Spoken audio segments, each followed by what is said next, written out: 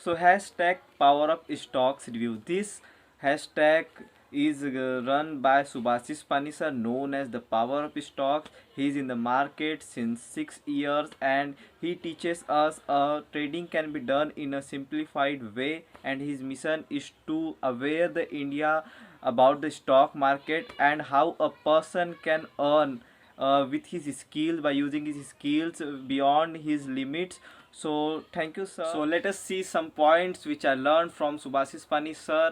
So have a look. तो first point की तरफ बढ़ते हैं, जो कि है रिस्क मैनेजमेंट। तो सुभाषिस सर के अनुसार अगर आपका कैपिटल 1 लाख का है तो आप उसमें पर ट्रेड 2% के ऊपर का स्टॉप लॉस नहीं लेंगे। क्यों? क्योंकि अगर आप 2% का स्टॉप लॉस लेते हैं, जो कि 2000 रुपीज़, तो आप 2000 रुपीज़ के ऊपर में आपका स्टॉप लॉस हिट हो जाएगा। उससे आपका जो कैपिटल है वो सेव होगा और वो ड्रॉ डाउन नहीं होगा। इधर जो न्यूबी ट्रेडर्स क्या होते हैं, वो 2% के ऊपर का स्टॉप लॉस लेते हैं बायसनेस में आके, और जिसके कारण उनका जो पूरा जो कैपिटल है वो ड्रॉ डाउन हो जाता है। तो ये रिस्क मैनेजमेंट जो है सबसे इम्पॉर्टेंट रोल प्ले करता है ट्रेडिंग जर्नी में। की तरफ बढ़ते हैं, जो कि साइकोलॉजी। देखिए, एक ट्रेडर साइकोलॉजिकली स्ट्रांग होना चाहिए। अगर वो पैसा कब कमाएगा, जब वो साइकोलॉजी, मार्केट की साइकोलॉजी के हिसाब से चलेगा।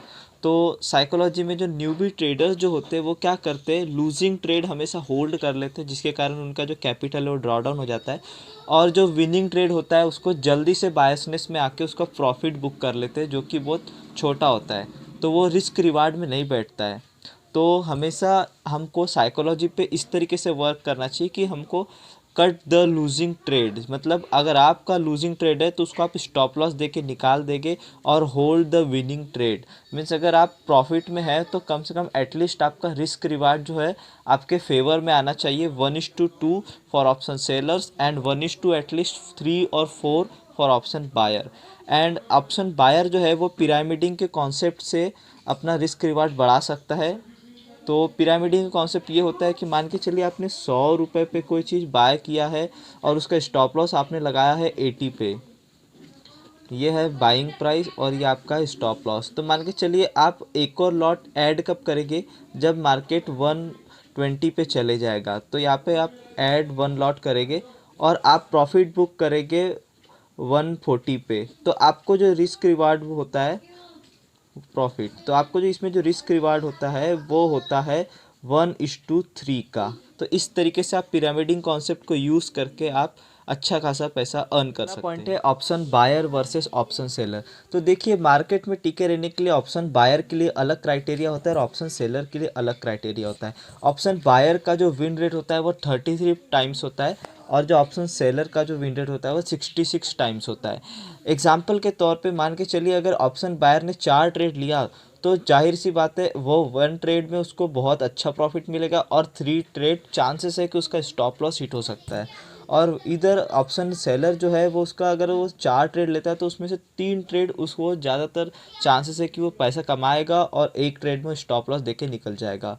तो इसी के मद्देनज़र अगर अपन रिस्क रिवार्ड की बात करें तो ऑप्शन बायर को एटलीस्ट 1:4 रखना चाहिए ताकि वो प्रॉफिटेबल रह सके at the end, and option seller को 1:2 रखना चाहिए ताकि वो प्रॉफिटेबल रह सके एट द एंड में। अगला पॉइंट है ट्रेंड रिवर्सल। तो देखिए, मार्केट कभी भी जो कोई ट्रेंड फॉलो कर रहा है, मतलब कोई अगर मार्केट ऐसा स्लोली एंड स्टडी नीचे आ रहा है तो वो एकदम से सब वी पैटर्न बना के रिकवर नहीं कर सकता, ये रॉन्ग है। मार्केट अगर नीचे आ रहा है तो it has to show some points that it want to reverse. Means यहाँ पे एक डब्लू पैटर्न बना सकता है और या तो फिर ऐसा यहाँ से एक रिवर्सल कर सकता है, और इधर मार्केट को रिवर्सल करने के लिए सबसे पहले यहाँ पे टाइम स्पेंड कर सकता है, उसके बाद में ब्रेकआउट दे सकता है। तो इस तरीके से जो है मार्केट ट्रेंड रिवर्सल होता है। Next point is strike price selection. Let us take an example that your capital is 20,000।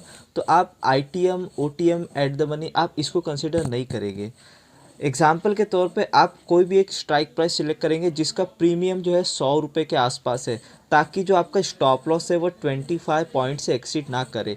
एक 100 रुपये के प्रीमियम के लिए 25 पॉइंट्स का stop loss is healthy enough. तो आप इसे कंसिडर कर सकते हैं और पिरामिडिंग का कॉन्सेप्ट यूज़ करके आप 1:3 1:4 का भी आप रिस्क रिवार्ड रेशियो ले सकते हैं एज एन ऑप्शन बायर। अब मैं नेक्स्ट पॉइंट की तरफ बढ़ते हैं जिसका नाम है पुल बैक थ्योरी। मान के चलिए कि मार्केट हमेशा एक कंसिक्यूटिव एक रेड कैंडल बना के नहीं चल सकता. It has to show some pull back और it has to show some rest. Means मान के चलिए अगर 4 दिन से रेड कैंडल बन रही है तो एक ग्रीन कैंडल बनना ज़रूरी है. मतलब मार्केट को एक पुल बैक लेना ज़रूरी है, तभी वो अपना ट्रेंड को कंटिन्यू कर सकता है.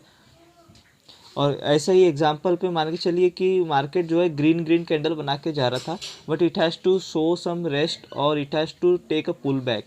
तो मार्केट यहाँ से एक रेड कैंडल या फिर एक डोजी टाइप का पैटर्न एटलीस्ट बनाना चाहिए, उसके बाद में ये अपना ट्रेंड को कंटिन्यू कर सकता है. जो है वो प्रॉफिट बुकिंग. मान के चलिए कि मार्केट बहुत ज़्यादा ट्रेंडिंग था ये आज के दिन, और कल अगर मार्केट गैप अप खुलता है तो चांसेस है कि मार्केट यहाँ से थोड़ा सा प्रॉफिट बुकिंग आने के कारण स्लोली एंड स्टडी नीचे आ सकता है. तो अपन यहाँ पे एक सेल की अपॉर्चुनिटी ढूंढेंगे, but it has to show some price action.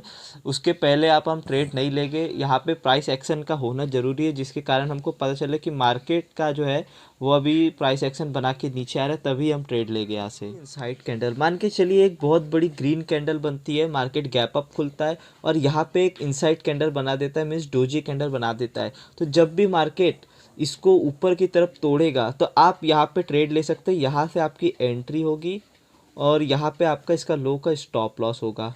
तो आप ऐसा इस तरीके से जो इनसाइड कैंडल पे आप ट्रेड कर सकते हैं. नेक्स्ट पॉइंट इज सपोर्ट है रेजिस्टेंस. तो मान के चलिए यहाँ पे एक रेजिस्टेंस है, मार्केट जाता है यहाँ से, ऑप्शन बायर्स जो बायर जो है इसको ऊपर लेके जाते हैं. यहाँ से फिर यहाँ पे रेजिस्टेंस में सेलर्स एक्टिव हो जाते हैं. उसके बाद में मार्केट फिर ऊपर जाता है, वहाँ से फिर सेलर आ जाते हैं. तो अब ये रेजिस्टेंस वीक हो चुका है, तो अब चांसेस है कि ये जो रेजिस्टेंस है ये टूट सकता है.